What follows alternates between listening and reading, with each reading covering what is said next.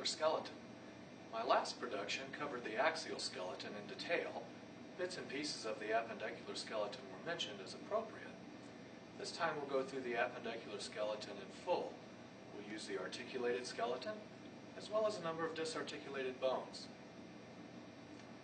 Let's zoom in for a closer look, and we'll get started. The appendicular skeleton is highly organized, consisting of an upper and lower division. Each division consists of a girdle, as well as the bones of the extremities. The upper division of the appendicular skeleton consists of the pectoral girdle and the bones of the upper extremities, that is, the bones of the arms, extending to the tips of the fingers. The bones of the pectoral girdle include the clavicle anteriorly. In fact, the only articulation between the upper appendicular skeleton and the axial skeleton is right here. These two articulations, one on each side, where the clavicle articulates with the manubrium. This is called a sternoclavicular joint.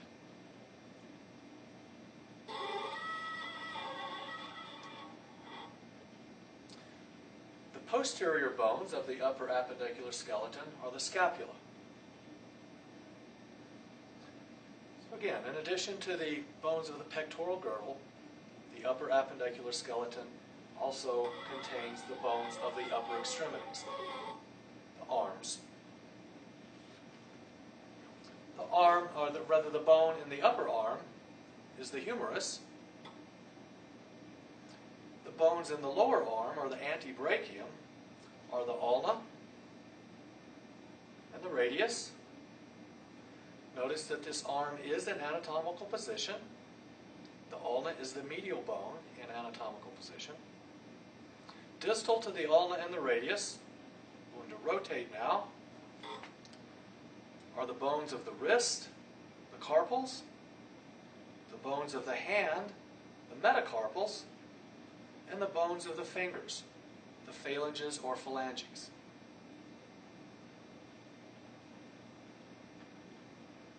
The inferior aspect of the appendicular skeleton also consists of a girdle, as well as the bones of the associated extremities. Of course, in this case, they're the lower extremities. The girdle in this case is called a pelvic girdle, and it is all of this. Is formed from the right and left os coxae. Each os coxa is formed from an ilium, ischium, and pubic bone. They're fused, and we'll see that in a little more detail later. The articulation between the inferior aspect of the appendicular skeleton and the axial skeleton are these articulations right here. They're called the sacroiliac joints, between the ilium and the sacrum of the vertebral column. In addition to the pelvic girdle, the lower or inferior appendicular skeleton also consists of the bones of the lower extremities. The femur and the upper leg. In the lower leg, there's a medial tibia, a lateral fibula, of course the patella, the kneecap between the femur and the tibia. The bones of the ankle are called the tarsals. The bones of the foot are the metatarsals, and the phalanges, or the bones, are the bones in the toes. We'll go over each bone now, one at a time. We'll go through the upper division of the appendicular skeleton, pectoral girdle, bones of the upper extremities, then we'll move to the lower division of the appendicular skeleton, pelvic girdle, bones of the lower extremities. I'm going to zoom in a little bit, because we're going to start with the clavicle. This is the clavicle right here. Again, note that it is the only articulation between the upper appendicular skeleton and the axial skeleton. And again, that articulation is right here between the medial or sternal aspect of the clavicle and the manubrium of the sternum. And that joint is called the sternoclavicular joint.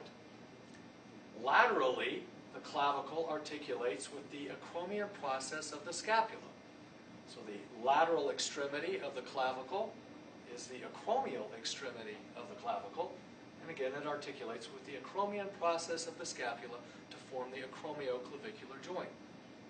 Zoom in just a little more. Okay, so we're looking at the clavicle and its articulation medially with the manubrium of the sternum and laterally with the acromion process of the scapula. I have a disarticulated clavicle. I'm going to lay it right here, and you might be able to see things a little more clearly. So this is the medial or sternal extremity of the clavicle. Notice that it's broad as opposed to the lateral or acromial extremity of the clavicle. Notice how narrow it is. Also, notice that the acromial extremity or lateral extremity of the clavicle projects anteriorly.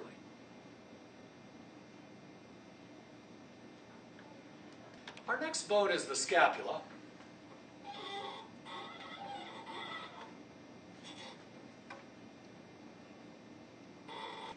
This is a lateral view of the scapula. We can see the acromion process, the coracoid process. This is the glenoid fossa. This is where the head of the humerus articulates to form the shoulder. And if we go to more of a posterior view, we can see the spine of the scapula. And if you follow the spine out, you see that it actually becomes the acromion process. This is a disarticulated scapula, lateral view. There's the glenoid fossa. Again, articulates with the head of the humerus to form the shoulder. This superior process is the acromion process, which articulates with the acromial or lateral extremity of the clavicle to form the acromioclavicular joint. This is the coronoid process, which is an important muscle attachment. If I rotate the scapula posteriorly, this is the spine of the scapula. Now let's concentrate on the bones of the upper extremities. When I move out of the way, you'll see that I've placed the skeleton in anatomical position as I am standing now. Arms at my sides, and thumbs, or digit number 1, are projecting laterally. The palms of my hands face anteriorly. Okay, so the skeleton is in this position. Thumbs are here and here. Very quickly, just by overview, before we get into each individual bone, the bone of the upper arm or the brachium is the humerus. You already know that the head of the humerus articulates with the glenoid fossa of the scapula. That articulation is right here. The bones of the antebrachium or upper arm are a medial ulna. That's only going to be medial when you're in anatomical position. A lateral radius. Then the bones of the wrist, which are in this area, are the carpals. There are 8 carpals. The bones of the hand, I'm rotating things now. These are the bones of the hand. They are the metacarpals. There are 5 of them, numbered 1 through 5, where number 1 corresponds to the thumb, number 5 corresponds to the pinky. Finally, the bones of the fingers, the phalanges. There are 14 phalanges. The thumb has 2. All of your other digits have 3. I've zoomed in now. I want to focus on the humerus.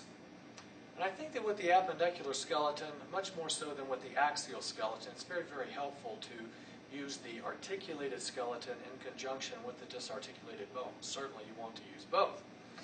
A lot of the things that I show you, I will be showing you first of all in the articulated skeleton, and that you will not be able to see them completely clearly, but then rest assured I will show them to you again, disarticulated, where I can really zoom in and show them to you. But I'm afraid that if we jump right to a disarticulated bone, that you lose some of the perspective. So let's try it this way.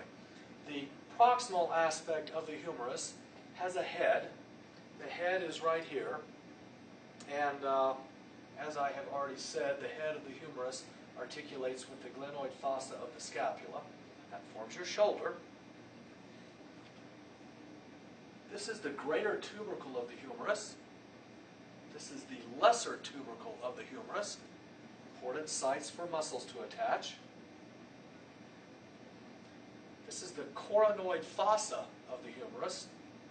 The coronoid process of the ulna will articulate with the coronoid fossa of the humerus. If we flex the arm at the elbow, this piece of the ulna right here, which is called a coronoid process, it goes into, I'm trying to rotate things so you can see them. So right there, the coronoid process of the ulna is going into the coronoid fossa of the humerus.